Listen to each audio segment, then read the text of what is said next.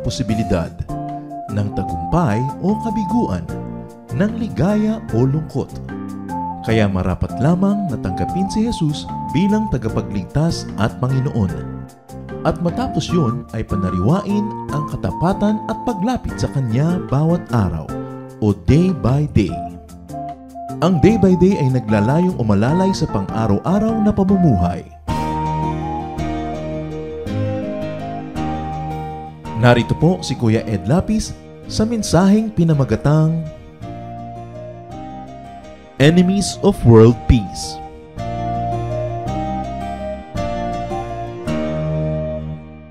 Ang lahat po ng bagay na nilikha ng Diyos ay may kaayusan at ito ay magiging maganda lamang kung sumusunod sa kaayusan. Sa Psalm 8:3, ang sabi po dito, "When I consider the work of your fingers, which you have set in place." Pagka daw nililimi-limi nitong sumulat ng awit na ito ang mga ginawa ng Diyos na Kanyang inilagay sa mga dapat kalagyan. Pati ang mga bituin, may mga orbit, hindi nagbabanggaan dahil sinusunod ang kanilang tamang mga ruta at lugar. At speed, dahil kung may napabilis o napabagal ay maaaring magbanggaan sa kalawakan ang mga planeta. God is God of order. Orderliness brings about peace. And orderliness is about being in one's set place, in one's correct place. Kaya ang sinasabi, nung ipinanganak ang Panginoong Jesus, peace on earth. Ang lahat ng gumulo ay kailangan maayos na muli, pati ang tao ay kailangan ibalik sa Diyos. So ang tao man po dapat nasa tamang lugar, geographically, positionally, and even socially. So what can upset the system? Ano ang pwedeng magpagulo sa buhay? What can threaten world peace? Kung sinasabing dapat ay may peace on earth. At ito po ang ating pagbubulay-bulayan at marapat ng ating sarili ay ating pag-aralan at humanap tayo sa Diyos ng kaliwanagan upang masuri kung tayo ay nagpapadagdag sa gulo ng mundo. Pamagat ang pag-aaral natin, Enemies of World Peace o mga taong wala sa lugar. Panginoong Diyos, salamat sa iyong kabutihan sapagkat maaari kaming manalamin. Bigyan niyo po kami ng pusong marunong umunawa, puso na marunong magpahalaga sa iyong mga paalala, at bigyan niyo po kami, Panginoon, ng malino na pag-iisip upang masuri namin ang aming pamumuhay at makita namin kung kami man ay nagpapagulo sa buhay ng kapwa namin. Turuan niyo po kami ngayon, Panginoon, igalang ang inyong presensya, isang puso na masunurin sa iyong kalooban ang aming hinihiling at nawa magsalita kayong may kapangyarihan. Payapain niyo po ang aming puso. Nawa, Panginoon, ay alisan niyo sa amin ang anumang bagay na maring humadlang upang kami ay maging mabubuting mag-aaral sa iyong paanan. Lead us, teach us, be our speaker. Use your servant only as your footstool, as your instrument, but be our speaker, O God. We seek your truth in the name of Jesus, our Lord and teacher. Enemies of world peace. Alam niyo po, pag may mga beauty contest, lagi nilang sinasabi ng mga contestant, ang kanilang layunin ay world peace. Ano kaya ang ibig sabihin ng world peace?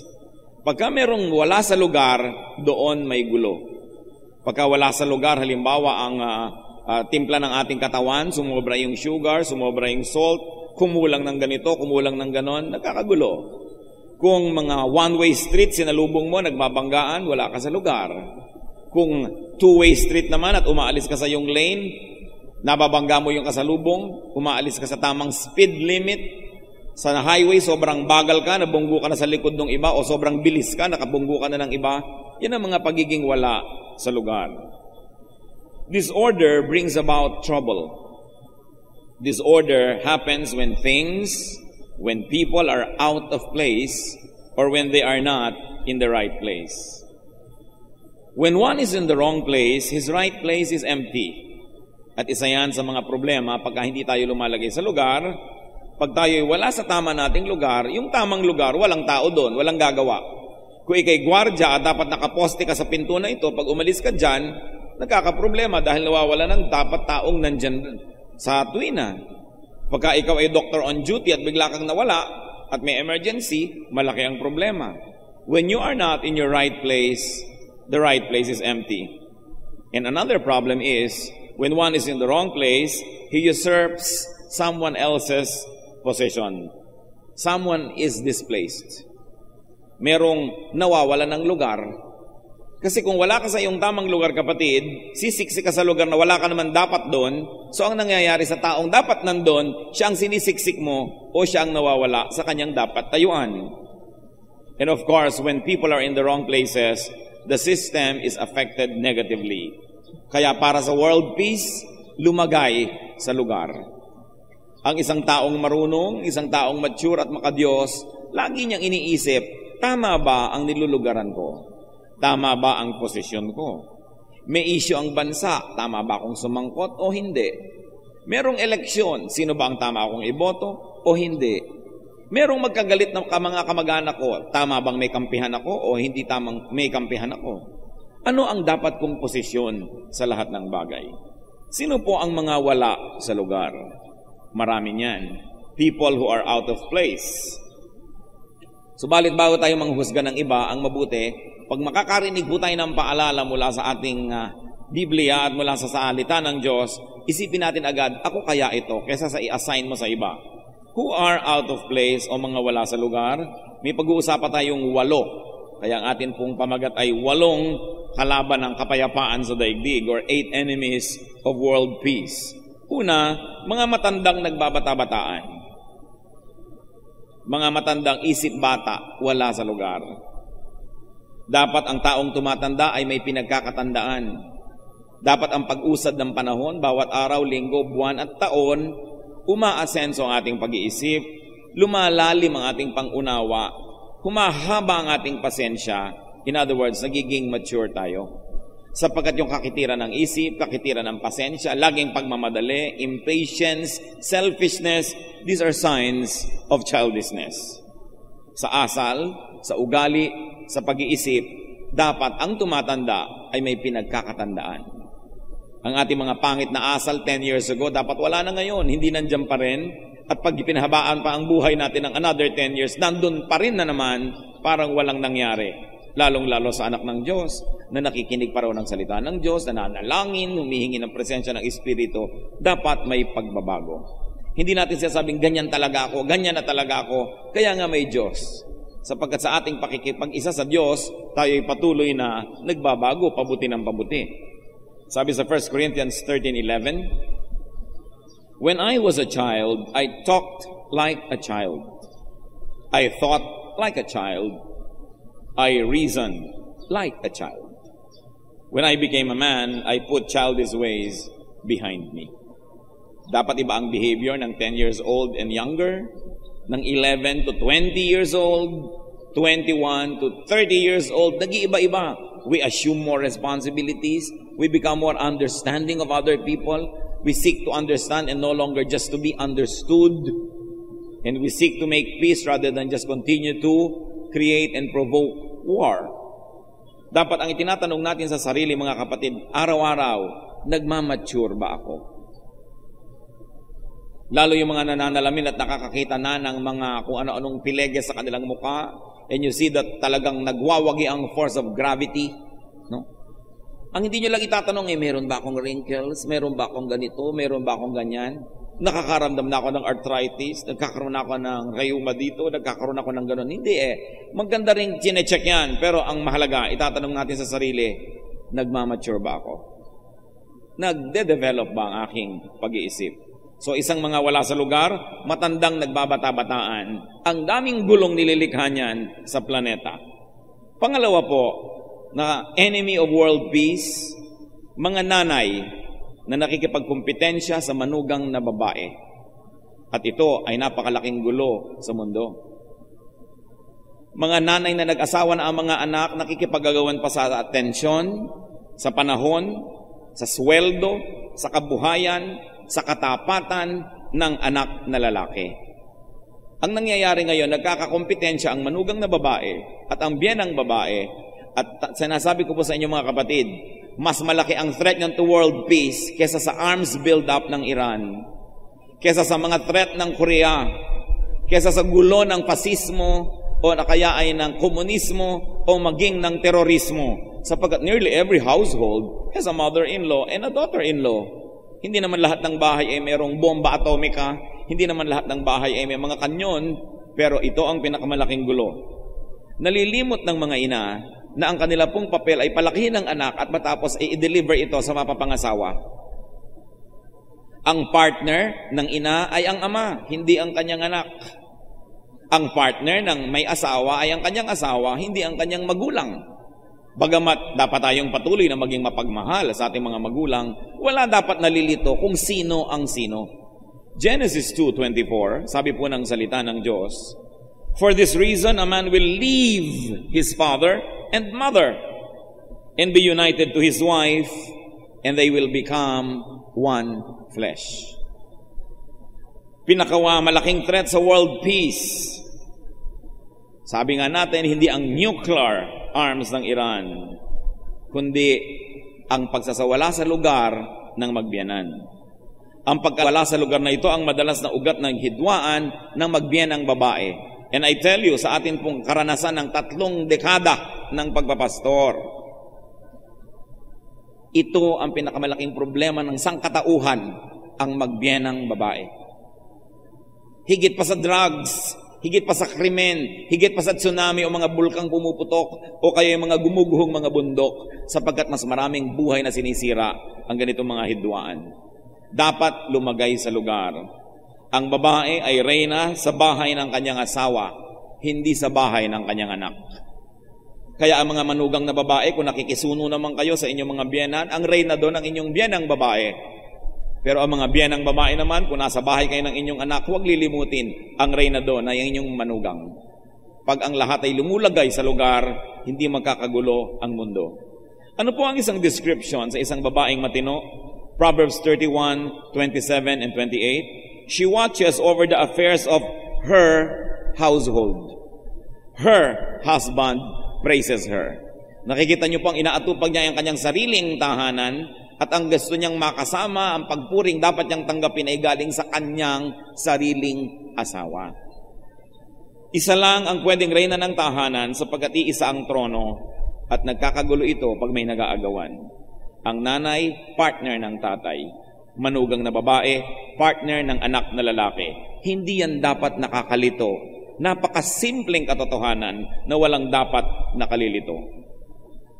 Kaya ang atin pong laging mungkahi at pakiusap sa mga biyenang babae, sapagkat kayo po'y higit na may edad, may impluensya, at nakapwesto na kayo sa inyong pwesto bago pa man ikinasalang inyong mga anak. Mas malaki ang inyong kakayahan na ayusin ang relasyon ninyong magbiyanan. Mas malaki ang inyong pananagutan. To whom much is given, much is required.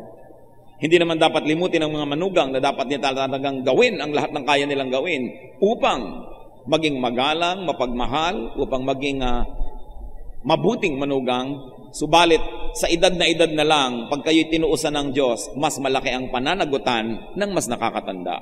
Sapagkat siya ang mas maraming impluensya, mas marami siyang pwedeng sirain o buuin, kaya malaki ang pananagutan. Mga anak na lalaki, lagi niyong mamahalin ang inyong mga magulang kahit kayo may mga asawa. Mga manugang, mahalin ang inyong mga biyanan. At mga biyanan naman at mga magulang, be worthy of respect. Be respectable. Igalang ninyo ang inyong mga sarili at igalang nyo rin ang mga nakakabata sa inyo, maging ang inyong mga anak at mga manugang, at matatahimik ang mundo. Sabi sa Ephesians 6:4, "Fathers, do not exasperate your children." Huwag nyo daw inisin ang inyong mga anak. Sapagkat meron tayong kakayahan na gawin yan dahil may impluensya tayo. Meron tayong kapangyarihan. And if you're going to extend that, fathers, do not exasperate your children-in-law. Kasi ang mga asawa ng anak nyo ay anak nyo rin. Isa pa pong panggulo sa mundo at sa buhay, third party sa love triangle. Isa pa ito na talagang threat to world peace. When there is a married couple and there is a third party, ito ang isang lugar sa mundo na pinakamaling matungtungan ng sinuman. Mark 10:8, "The two will become one flesh, so they are no longer two, but one." In Hebrews 13:4, "Marriage should be honored by all, and the marriage bed kept pure, for God will judge the adulterer and all the sexually immoral." Hanapin ang tamang lugar sa mundo. Kung gusto nyong may kapartner kayo sa buhay, makipag-partner doon sa pwede rin makipag-partner sa inyo. Subalit, gawin ang lahat ng magagawa na hindi kayo mapapartner sa may kapartner na, sapagkat magkakagulo talaga ang mundo. Sa Valentine's Day na lang, litong-lito yung kung sino ang pang 14, sino ang pang 13, sino ang pang 15. May post, may pre. Alam niyo kung may mga post at mga pre-Valentine's, sa dami ng kadate. At magulo yan. Nasaan ka sa Noche Buena, nasaan ka sa Medianoche, nasaan ka pag Holy Week. Nagkakapalit kuminsan ng mga anniversary. Kaya yung mga iba, naglilito-lituhan na lang talaga dahil talagang nakakalito. Pero alam niyo po ang wala sa lugar, yung kerida na nagseselo sa tunay na asawa, talagang walang-wala yun sa lugar. Ikaw labang ang nakikisingit, may gana ka pa magselos. Wala sa lugar ang magselos at makipag-compete sa tunay na asawa.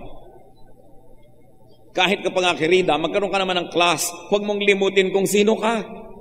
Yan ang gulo ng mundo. Nalilimot ng tao kung sino siya. Nakikiambus-ambus lang ang gusto pa sa kanyang jackpot. Mali na nga, lagyan man lang ng konting decorum. Kaya siguro may aklat na lumabas noon, etiquette for mistresses. Kagandahang asal, no? Sa mga kulasisi. Dahil kung minsan yan pa ang mga malalakas ang loob mag-demand, magselos, walang-wala sa lugar. Isa po pong enemy of world peace, parents who live through their children. Mga nabigong maging dentista, pinipilit ang anak nila maging dentista. Mga nabigong maging engineer, pinipilit ang anak maging engineer. Dahil hindi nila maipamuhay ang kanilang mga pantasya sa buhay, gagamitin nilang props ang kanilang mga anak na tagatupad ng kanilang mga dinatuloy na mga pangarap. It's out of place. Making the children live out their parents' dreams and fantasies and frustrations. And you know why it's wrong? Because every person is wonderfully made. Every person is uniquely designed by God.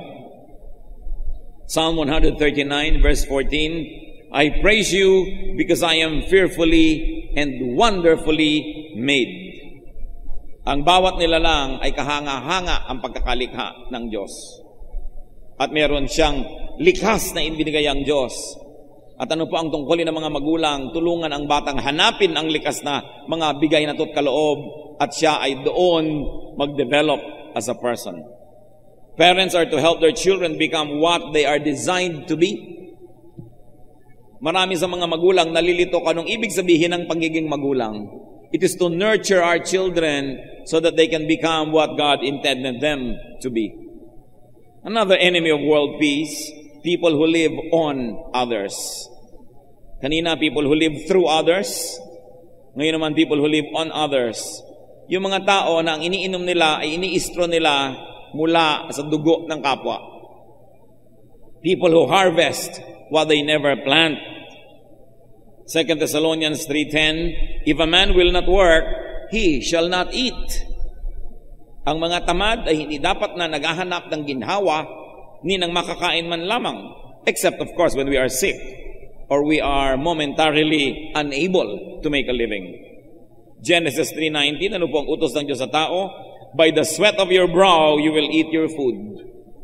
Pagpawisan mo ang iyong kakainin.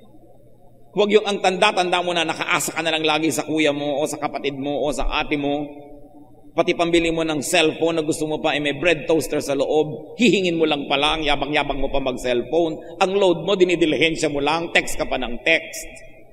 Gusto pa mag-party ng mag-party tuwing birthday, eh wala namang kinikita, bagsak-bagsak naman ang mga grade. So, wala sa lugar. Lumagay sa lugar, pati ang mga anak. Alam niyo po kung isang dahilan kung ba't mahirap ang Pilipinas, may isang nagtatrabaho, may 10 nakadagan. Paano ka aahon? Paano ka babangon? Napakaraming humihila sa iyo pababa. Napakaraming umaasa. Napakaraming gustong magdilihensya. Pag tigi-tigisanan ka na lang ng birthday ng mga kamag-anak mo, hindi ka na mapapahinga buwan-buwan. Kaya if anyone does not work, he should not eat. At ang isa sa 10 commandments, ang hindi sa iyo, huwag mong paghangaran. Exodus 20:17, you shall not covet. Meron po kaming kilala, maluwag ang bahay nila sa isang neighborhood na maraming tao ang siksikan. Tuwing may namamatayan sa neighborhood, pinupuntahan sila, pwede po bang magburol sa inyo? Maluwag naman kayo. Pambihira naman. Pinaluluwag ng mga tao yung bahay nila para maginhawa sila. Ang gusto ng lahat sa paligid, pasikipin. Pinaghahangaran nila ang hindi kanya. Ang luwag-luwag nyo pala dito na lang kami lagi magpapahinga. Di sisikip na rin. You should reward people when they fix their lives and make it better. But if they make their lives better and you covet what they have, you will actually punish them and then you will demotivate them. Nawawala ng gana tuloy yung iba na magpa-asenso sa buhay dahil hindi nawawala ng mga molestador. Makaka-afford na sana ng maliit na swimming pool pero sa dami ng gusto makipaligo, hindi na lang dapat ituloy.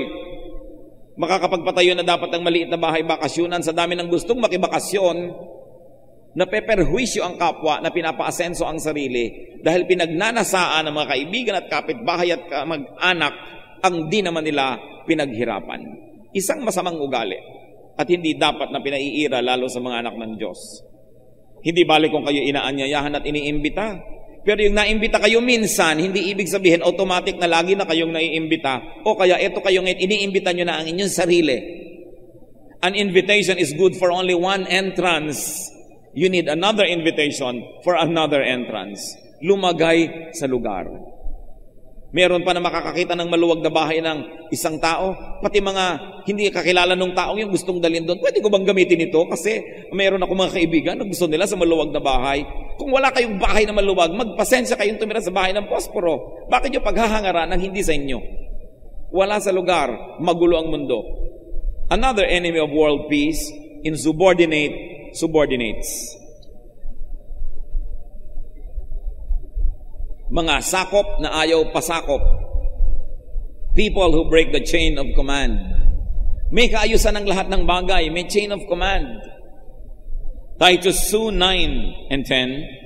Teach the slaves, therefore the subordinates, to be subject to their masters, therefore organizationally the superiors, in everything. To try to please them, not to talk back to them, and do not steal from them, but to show that they can be fully trusted. So ano pang inuutos sa mga alipin? Lumagay sa lugar. Bigyan nyo ng kasiyahan ang inyong mga amo. Huwag nyo silang sagot-sagutin at huwag nyo silang nanakawan. Ipakita nyo kayo karapat dapat pagtiwalaan. At siguro hindi man lang sinabi dito, ang inevitable conclusion ay kayo'y magagantimpalaan pag ginawa nyo ang ganitong mga bagay. So lumagay sa lugar. Hindi yung ikaw ay empleyado at pagka napagsasabihan, sumasama ang loob. Katulong ka, pag tinuturoan ka ng gagawin, nagdadabog ka. Colossians 3:22, slaves, obey your earthly masters in everything, and do it not only when their eye is on you, and to win their favor, but with sincerity of heart and reverence to the Lord. Meron po mga waiter.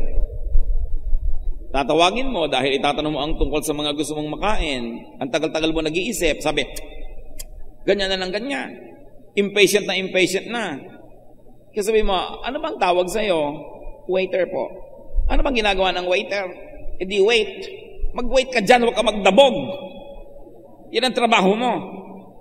Pagka 3 beses mo nang natawag, mainit na ang ulo. Pag nagreklamo ka, ay may langaw, naku, nakairap pa sa'yo. Wala sa lugar. You are there to serve. So you give service. Merong mga tindera na text ng text. Pag kami tinatanong ka, hindi ka malang tingnan. No? Wala sa lugar. Nagtitinda tapos text ng text. Mga pinagsasabihan mo, masasama ang mga loob. Meron pa mga construction worker. Pagsabihan ng may-ari, halimbawa, na mali ang gawa, anong ginagawa nila sa mga tubo ng plumbing? Nilalagyan ng mga simento. Maliit na butas na lang ang natitira. Kaya after 1 week, barado na. Pinagtatawan na nila yung may-ari. Barado ang ginawa niya. Pero hindi niya kaya alam na may Diyos na nakakaalam ng ganung mga bagay. Kasi ikaw, pagka carpenter, dapat gumagawa ka, hindi ka sumisira. Binabayaran ka para magtrabaho ka. Ang mga tao gusto nila, meron silang sweldo, pero mga ayaw magtrabaho. Pagka nagkaroon na regular na sa trabaho, gusto nila mag-union, mag-welga, ayaw magtrabaho, gustong sumweldo. Wala sa lugar. Kaya mahirap ang pag-asenso ng bayan. At isa pa po mga wala sa lugar, disobedient children. Kaya ang linaw-linaw ng utos sa Panginoon. Sa Colossians 3:20, children, obey your parents in everything, for this pleases the Lord. Siyempre, ang mga magulang naman, tayo ang nagde-determine kung ano na bang level ng ating children para unti-unti na rin natin silang binibigyan ng mga laya na deserve na nila dahil nagpapakita sila na mature. But children are to obey their parents in everything. Unless, of course, your parents want you to do something very evil and you know it's very bad. Like kill somebody, burn a house, steal. Alam mong hindi yun tama. Pero utos yan at lumagay sa lugar ang mga anak. Sa sobrang pagsakop naman kung minsan ng mga magulang, we produce people with slave mentality. Alam niyo po kung bakit maraming mga Pilipino na aabuso, lalo kung nasa abroad o nasa mga trabaho? Kasi hindi rin natin sila tinetrain sa bahay ng mga tuwiran, hindi natin tinetrain na magsalita kung nahihirapan o meron silang kahit konting pagtutol. Hindi rin naman mabuti ang bunga nung sobrang walang sasagot, walang kikibo. Dahil nadadala nila hanggang pagtanda nila na kahit iba nang umaapi sa kanila, hindi nila matutulan. So ano po ang magandang timpla? That we allow our children to disagree. We allow our children to voice out their opinion, but always in a respectful way. And once they have aired their opinions or view, and still you decide against it, then they obey you, magandang usapan yon. Pero dapat po binibigyan din natin sila ng pagkakataong magsalita, mga tuwiran, basta't laging magalang. At matapos maiparinig nila ang kanilang gustong sabihin, ang pasya pa rin natin, salungat man sa gusto nila ang masusunod. Pero at least nasabi nilang gusto nila, at tayo naman mga magulang, kung nakita natin may point nga sila, we should be humble enough to say, oh anak, tama ka dyan. O sige, gawin natin ang tama. Hindi yan sign of weakness. It is a sign of strength. Because only the truly strong can say, I was wrong. I'm sorry. People of weak character will never say sorry and never admit their mistakes. Kaya mas maganda na ipapakita din natin, napapalaki natin ang mga bata na sila man, pagdating ng panahon, marunong mag-admit ng mistakes, marunong mag-sorry, nababawasan ang gulo ng mundo. Another enemy of world peace is exemption seekers. Yung meron ng mga batas, ayaw pang sumunod, laging gusto, pwera sila, laging gusto, hindi sila kasali, pagka sila, you break the rules. People who place personal interest above social order, above fairness. 2 Kings 17:37, you must always be careful to keep the decrees and ordinances, the laws and commands He wrote for you. So kung may mga ordinansa po, may mga kautusan, mga alituntunin, sundin natin. The only time when you should ask for exemption is when times of matter of life and death, of extreme emergency. Pero in every other way, para may kaayusan ng lipunan, sumunod sa kaayusan at sa mga dapat sunding mga batas. Isa sa mga dahilan kaya ang gulo-gulo ng ating traffic, sinabi ng walang titigil dito, tumitigil. Sinabi ng walang tatawid dito, tumatawid. May mga overpass na, nagkakagulo pa rin yung tao. May bakod na, sinasampa pa, inaakyat pa. At oras na asagasaan mo, kasalanan mo pa rin. Samantalang hindi mo naman inaasahang may tao dun dahil may bakod yung gitna ng kalsada at may overpass. Ba't may tao? Pero sa hindi pagsunod sa batas, dahil ang gusto ang sarili ang masunod, nagkakagulo ang lahat. Philippians 2:4, each of you should look not only to your own interests, but also to the interests of others. And finally today, although dapat marami pa yan, yung mga enemies of world peace, saka na natin babalikan ng iba. Intruders, gate crushers, privacy violators. Ito, napakaraming Pilipino ang guilty. Marami sa atin, wala tayong galang sa privacy ng iba. Nakikinig sa mga private conversations. Ano po ang gagawin ninyo kung kayo ay nasa isang lugar na may telepono, biglang nag-ring at biglang nakikipag-usap yung kausap nyo kanina nasa telepono na at mukhang ang pinag-uusapan nila ay private matter? Ang tamang gawin ng sibilisadong tao ay tumayo, lumayo, tumingin sa painting, sa langit, magbilang ng paru-paro, do something so you don't hear the conversation. Yun ang ginagawa ng matinong tao. So magtanong tayo sa sarili natin, matino ba ako o pagka meron nakikinig pa ako lalo? At yung iba sumisingit pa, ano daw? Sabihin mo, ganito, ganyan, ganyan. Hindi naman siya kasali sa usapan. Ako, napakaraming ganyan sa mga bahay Pinoy. Hindi naman kasali, sumasali.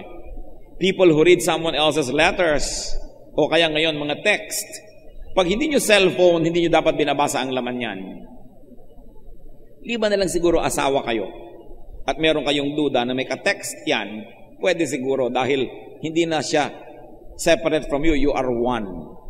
Pero only when the unity of your union or when the strength of your union is threatened on all other things, you should give your spouse privacy.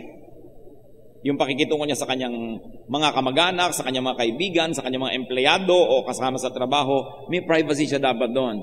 Ang pwede lang panghimasukan ng isang asawa kung merong panganib na may nang aagaw sa kanyang asawa. People who enter private spaces without being invited. Lalo mga bedrooms. Yung mga bedroom, kahit sa sarili natin mga kapatid, mga anak, magulang, abay kumakato ka naman bago ka pumapasok dyan, hindi ba para kang pumapasok sa plaza?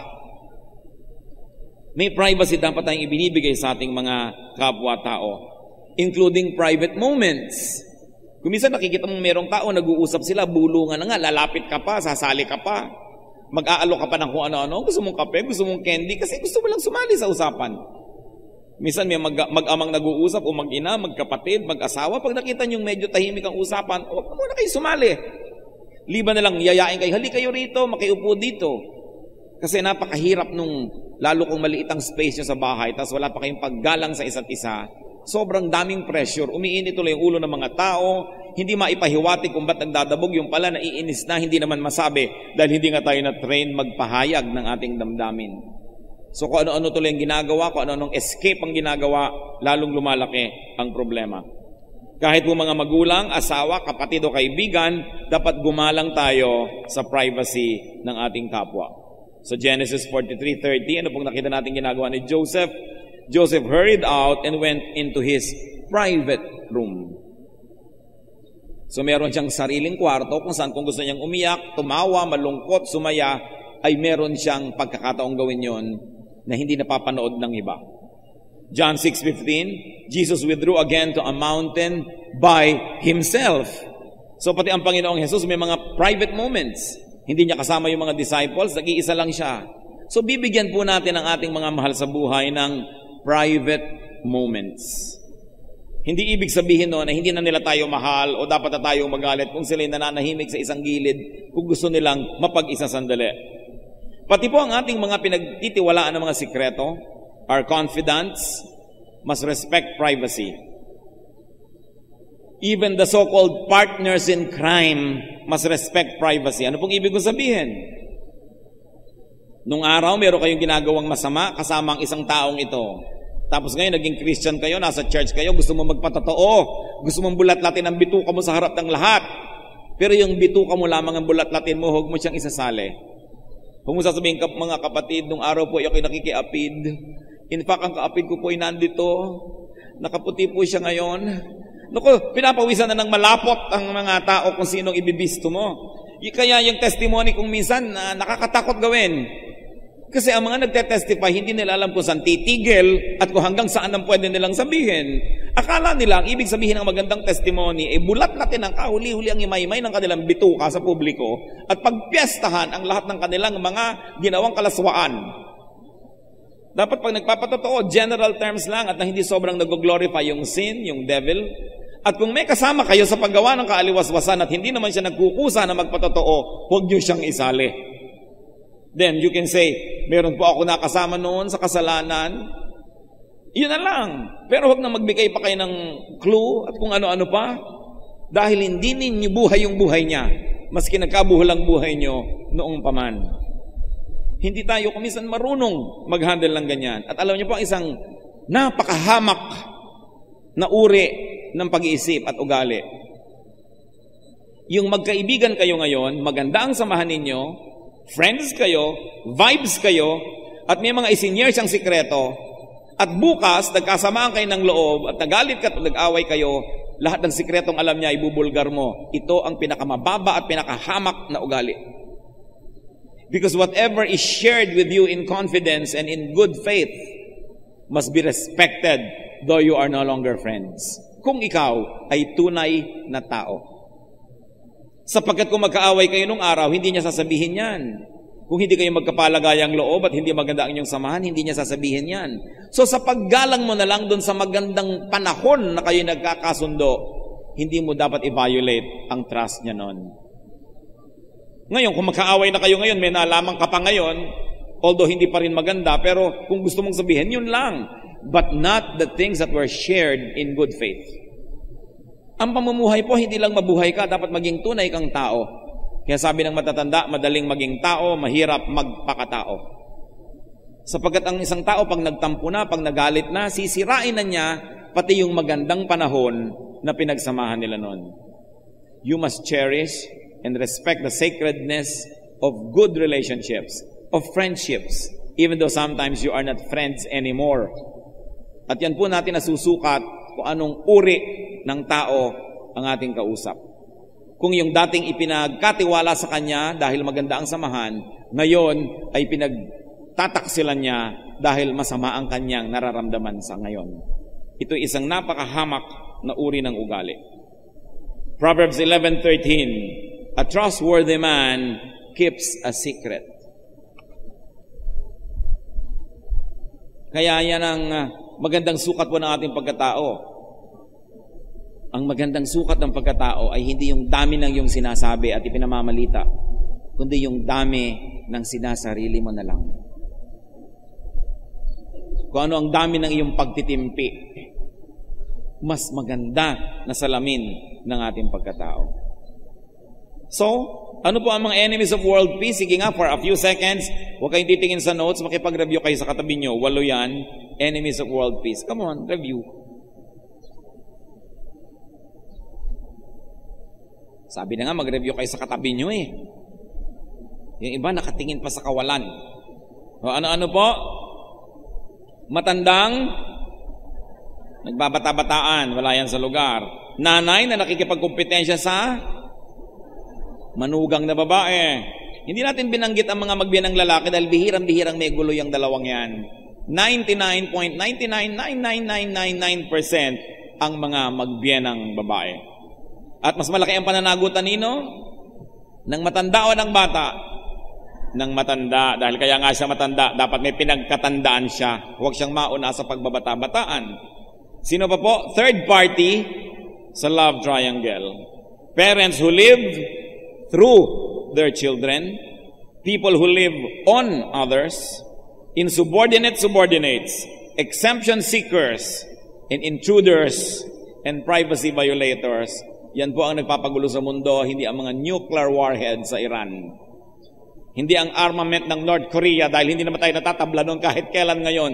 Pero I promise you, araw-araw matatablan kayo kung may magbiyanang nag-aaway. Mapepeste ang buhay nyo, magugulo pati mga kamag-anak, pinsan at lahat ng nakikihalo sa gulo at naghahanap ng balita na sasangkot. Kaya ayusin ang pamamahay. Iwasan po natin sila. Itong mga enemies of world peace. Pero, church, listen, lalo namang iwasan nating maging sila. Na tayo na pala yun, nakala natin iba pa. Dapat ang tao teachable. Dapat ang tao humble and observant, lalo na sa sarili. Ang lagi nating itinatanong, am I an enemy of world peace? Huwag na nating palakihin, am I an enemy of our family peace? Ako ba ang nagiging mitya, kaya magulo sa aming tahanan, sa aming pamilya? Aming Diyos, kami po ay napapasuri sa inyo. Alisin niyo po ang aming mga defensive mechanisms. At turuan niyo kami, Lord, na maging mapagpakumbaba, marunong, matalino. Ibilang namin ang panahon na ito na pagpapala mula sa inyo sapagkat ang inyong gustong pagpalain, inyong itinutuwid. Nawa, Panginoon, wala sino man sa amin na tumanggi sa pagtutuwid ng iyong salita. Maiayos ang aming buhay at maging mapayapa ang aming mga tahanan at ang aming lipunan. Mangusap po kayo sa amin. Turuan niyo kami, Lord, how to make personal applications. Mga kapatid, magbulay-bulay tayo sa sandali ng katahimikan at pag-isip-isipan natin kung ano ang dapat nating gawin sa ating mga narinig.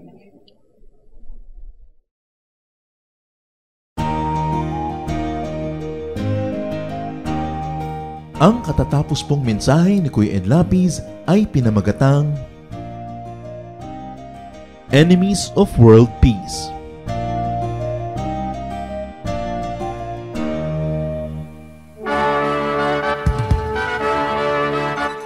Halina't sama-samang sumamba at magdiwang sa Day by Day Jesus Celebration kasama si Kuya Ed Lapiz.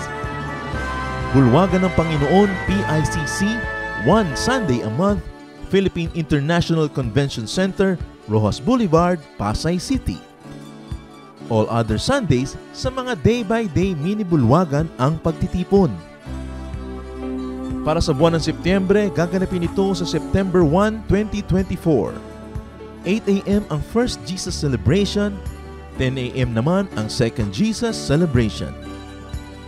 Para sa iba pang detalye, bisitahin ang ating official Facebook page, Day by Day Friends.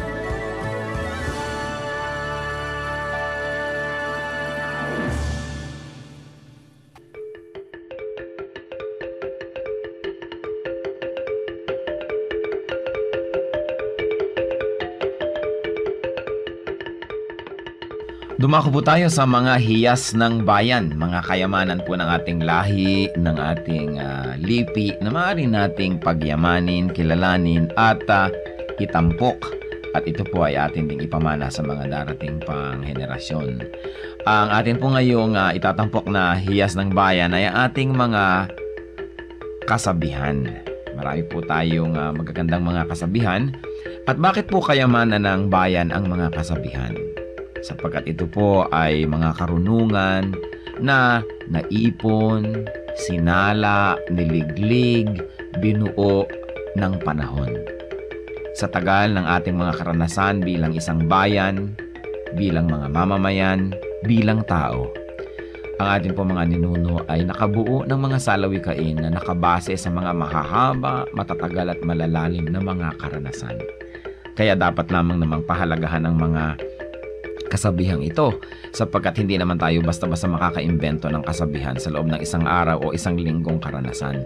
Kailangan po ang mahabang pag-oobserba sa buhay, pagdidili-dili at pagkatapos po ay pagbubukas ng isip. Ang atin pong kasabihan na itatampok sa araw na ito ay galing sa Katagalugan, ang kahoy na likot baluktot, hutukin hanggang malambot. Kung lumaki at tumayog, mahirap na ang paghutok.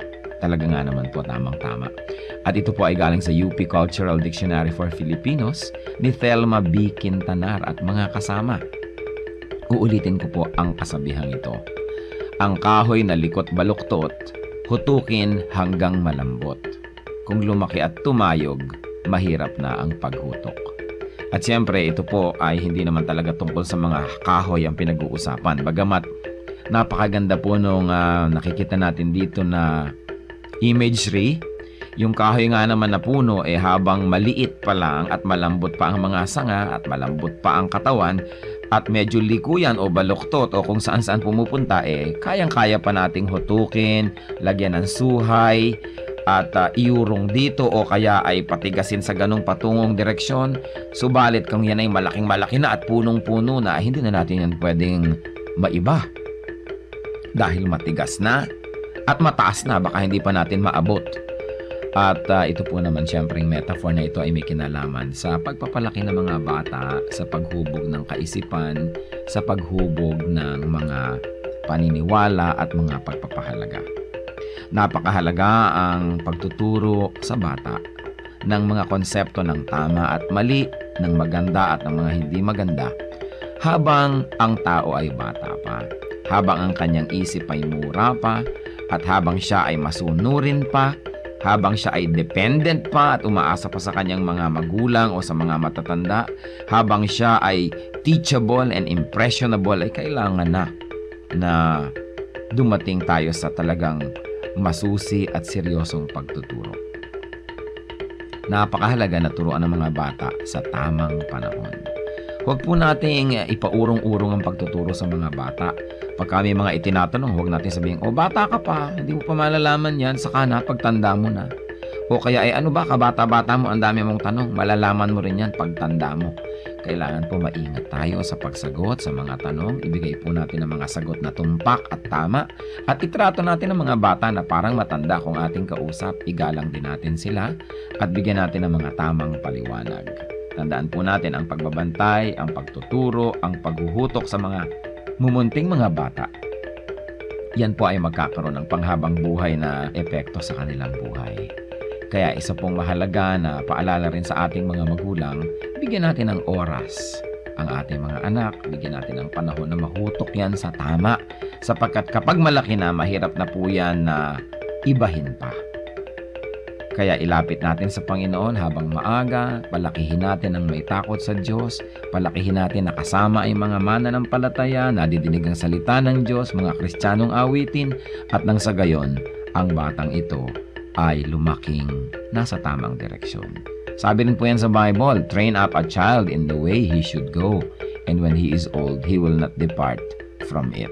Meron po tayong equivalent niyan sa ating pong kultura, sa ating mga kasabihan. At yan po ang hiyas ng ating bayan ngayon, kasabihang, ang kahoy na likot baluktot, hutukin hanggang malambot. Kung lumaki at tumayog, mahirap na ang paghutok.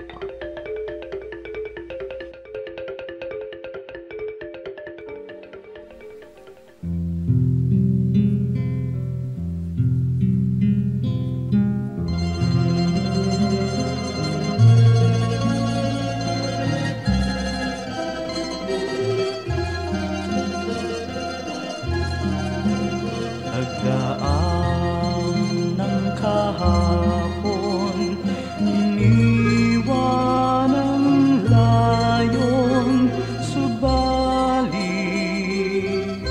kayo'y nanatili. Ako'y piling man sa bukas, tadhana'y lumipas, panatag sa inyong kandili. O Jesus, sa ulayaw, hatid sa kibuhay, agapay sa paglalakbay, kaibigan kang tunay, dagli ang karamay, kailanman di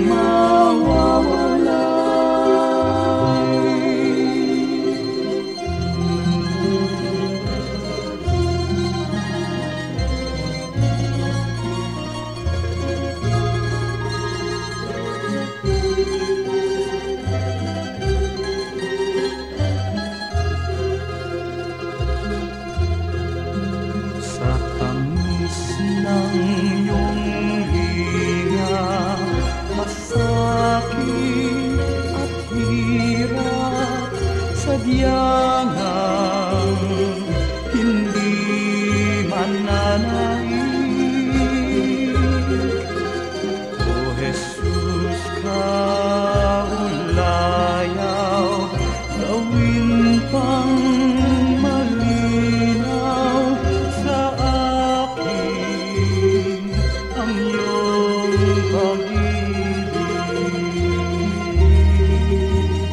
O Jesus, sa ulayaw, hatid sa kibuhay, agapay sa paglalakbay, kaibigan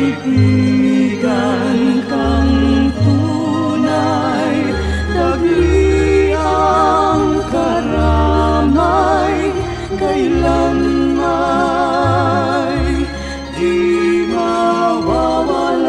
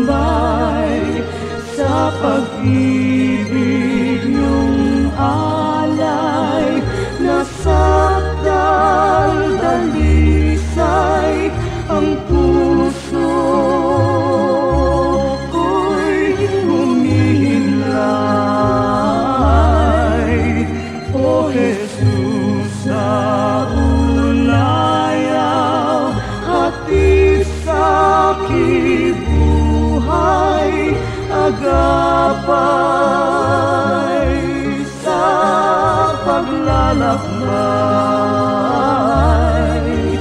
kaibigan kang tunay, tagliang karamay, kailanman di mawawala.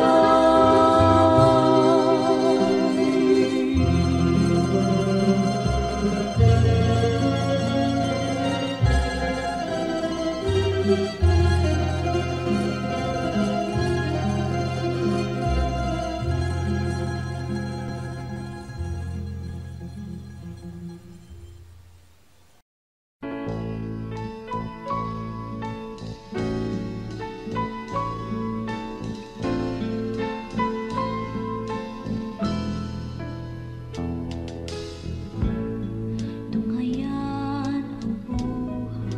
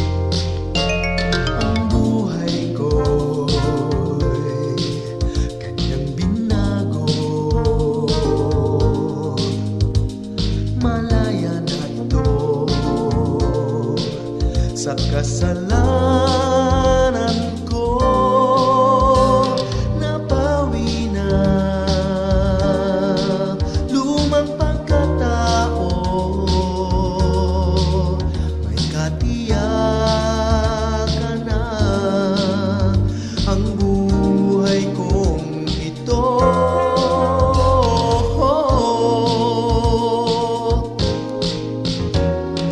Tanging kay Jesus masusumpungan, kagalakan di mapapantayan, kapayapa ay lubos.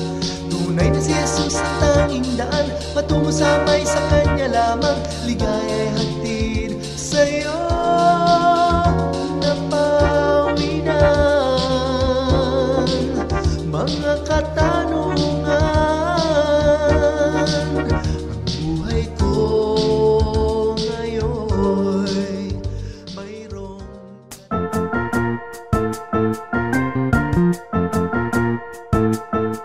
Oras na po para pansamantalang magpaalam ang programang Day by Day. Tayo po'y magsama-sama tuwing ika-6 hanggang ika-7 ng umaga, araw-araw. Magandang umaga po at mabuhay ang Panginoong Hesus!